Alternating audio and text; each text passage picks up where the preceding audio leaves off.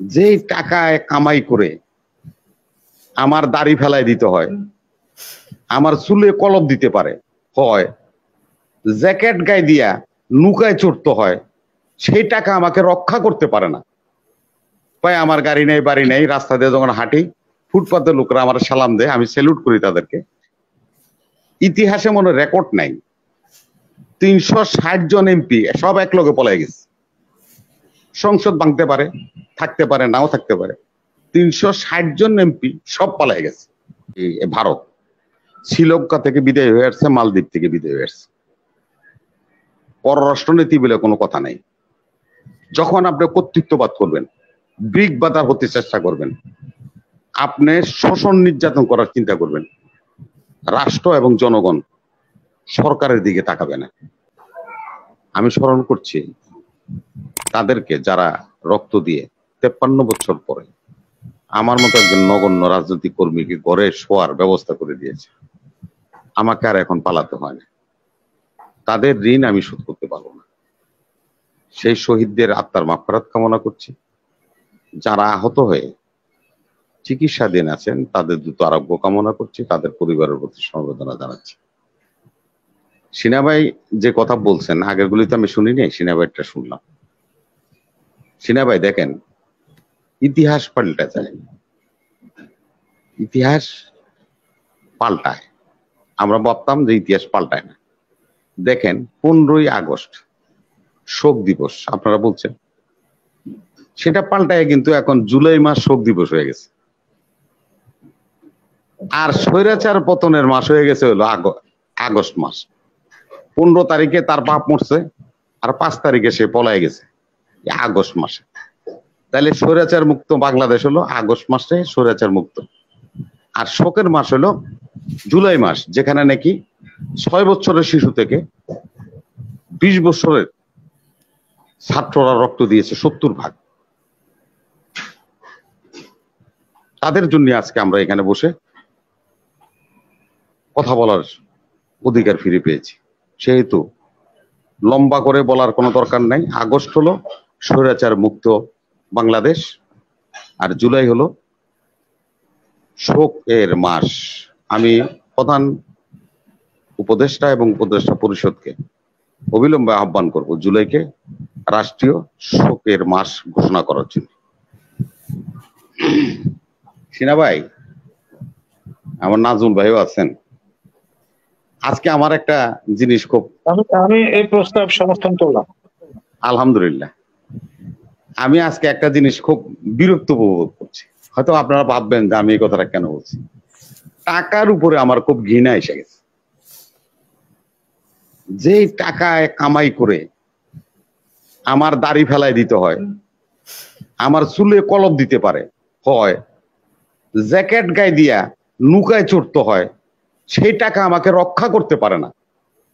ভাই আমার গাড়ি নেই, বাড়ি নেই, রাস্তা দিয়ে যখন হাঁটি ফুটপাতের লোকরা আমার সালাম দেয়, আমি স্যালুট করি তাদেরকে। এটা আমার জন্য যথেষ্ট। আজকে আমি এটা অনুধাবন করলাম যে এই টাকা আমার প্রয়োজন নেই। যে কথা সিনা ভাই বলছেন, যাদের কথা বলছেন তাদের আপনারা অনেকে অনেকবার বলছেন। আমি তো কট্টর মানুষ সিনা ভাই, আপনারা জানেন, কারো ছাড় দিয়ে কথা কইনি। এই সালমান রহমান ও হলো একটা এই শঙ্কর প্রজাতির লোক। ওর বাপ হইলো ফজলুর রহমান বাঙালি, আর ওর মা হইলো মাউরা বিহারি। আপনি সিনা ভাই আশ্চর্য হয়ে যাবেন, ওদের এখনো ডাইনিং টেবিলে যান, ওরা বাংলায় কথা বলে না, উর্দুতে কথা বলে। একটা ইতিহাস দেখেন, শেখ কামাল এই সালমানের এফ রহমানের গাড়িটা, তখন তো প্রাইভেট কার বাই সবার কাছে ছিল না, ওর বাপ মন্ত্রী ছিল, ওদের কাছে ছিল। এই গাড়ি সে নিজে ড্রাইভ করে বেনাপোল দিয়ে ইন্ডিয়া গেছে। ওর ড্রাইভার গাড়িটা চালাই নিয়ে আসছে, তার 3 দিন পরে এই সালমান রহমান বললেন করাচি চলে গেছে। সে মুক্তিযুদ্ধে যায়নি, সে হলো হাসিনার উপদেষ্টা। আরেকটা জিনিস সিনা ভাই আপনারা বলি, আপনি তো লয়ার মানুষ। দুদুকে মামলার নিয়ম হলো দুদুকের ইনভেস্টিগেশন বিষয়ে ইনভেস্টিগেশন করার জন্য এইটা দুদুকের আইনজীবীর কাছে নিয়ে যেতে হয়। তারা অনুমতি দিলে তারা এফআইআর করে মামলা করে। আপনার স্মরণ আছে সিনা ভাই, নাজমুল ভাই, 111-এ হাসিনার নামে 13টা মামলা হয়েছিল।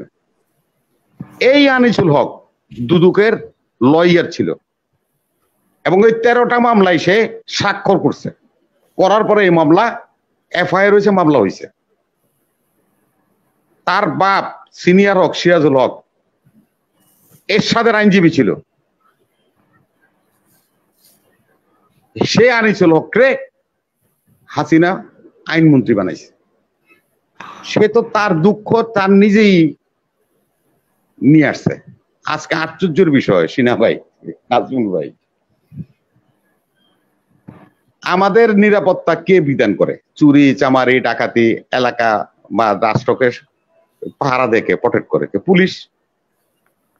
ছাত্ররা এমন এক কাজ করছে, এই পুলিশ এখন তাদের নিরাপত্তা আছে আমাদের কাছে।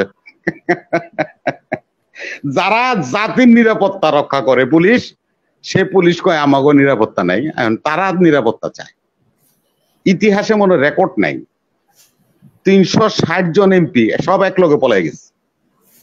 সংসদ ভাঙতে পারে, থাকতে পারে, নাও থাকতে পারে। 360 জন এমপি সব পালাই গেছে। এবং ওই যে কথা সিনা ভাই বলছেন, যে সেনাপ্রধান বলছে যে কিছু কিছু লোক আমার আশ্রয় আছে, জনরোষ থেকে বাঁচানোর জন্য তাদের রাখছি। তার মধ্যে এই দুজনে 2 পিস এনারও ছিল। নাজমুল ভাই যেটা কইছে, কেন শেখ সেলিমের বাড়ি তো হামলা হয়েছে, ওর নিজেই তো পলাই গেছে, ওর বাড়িতে থাকবো কই থেকে? এখন হাজী সেলিম পূর্ণ শহরের ডন বলতে পারেন আপনি। হাজী সেলিম নিজে না, না সোলোমান, আরে সোলোমান আর চিনি ভাই আপনি, আমি বলি না আপনি। ওরা নিজেরাই তো নিজেদের জীবনের নিরাপত্তা নেই, ওকে বাড়ি ঘেরাও করে রাখছে পোলাপাইনে, যে কোনো সময় ইট সুদ্ধা গুলা দেবে। হাজী সেলিম জগন্নাথ কলেজের আপনার হোস্টেল দখল করে মার্কেট বানাই ফেলাইছে। তো ওরে কি ছেড়ে দিবে জনগণ? ওর কাছে আবার আশ্রয় নিব কেমনে? এই বোকামি সালমানে আর আনিসুল হক করবে না। এটা হলো নাজুম ভাই আপনার কই, যেমন এটা কি নাটকের একটা অংশ নাকি? মানে নাটকের আমি বললেই হাসিনা আপা আপনি বুঝতে পারবেন। যেরকম সালাউদ্দিন রে শিলংয়ে পাওয়া গেছে, আমাদের 3 সমন্বয়করে উঠাই নেওয়ার পরে এগুলিরে আমরা পূর্বাচলে আর 300 ফিটে পাইছি।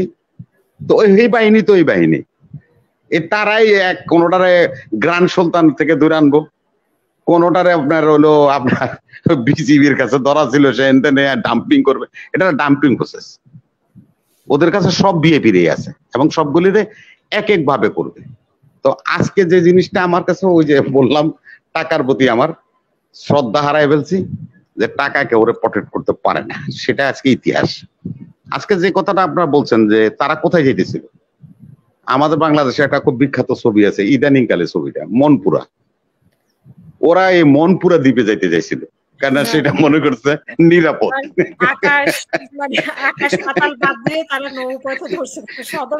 না না, ওই মনপুরাতে যেরকম ওই নায়ক ছিল পুলিশের কাছ থেকে বাঁচার জন্য, তো ওরা মনে করছে যে মনপুরাতে গেলে মনে হয় আমরা বাঁচতে পারবো, এই জন্য নৌকায় চড়ছিল।